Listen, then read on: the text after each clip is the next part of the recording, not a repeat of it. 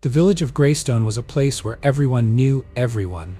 Nestled deep in the hills, surrounded by dense forests, it was a peaceful community until the disappearances began. At first, no one thought much of it. A traveler here, a merchant there. Perhaps they'd moved on without a word. But when Sarah, the baker's daughter, vanished on her way home one evening, the villagers grew uneasy. Ethan, an apprentice blacksmith with a restless spirit, couldn't shake the feeling that something was deeply wrong. His best friend, Thomas, had been among the first to go missing, and despite the reassurances of the village elders, Ethan knew there was more to the story. One evening, he overheard the elders speaking in hushed tones at the tavern. "It's the curse," one of them said, his voice shaking.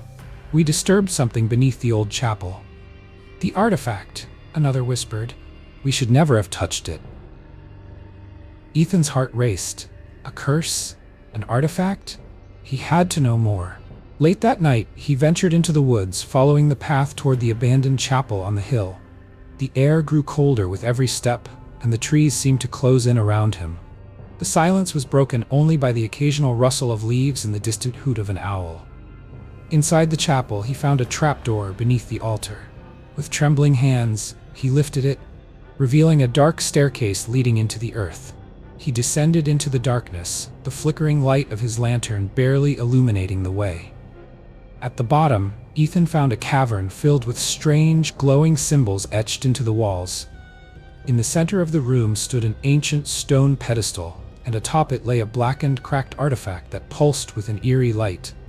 Suddenly, a voice echoed through the cavern, a deep, resonant voice that seemed to come from everywhere and nowhere. "You have come to claim the truth," it said.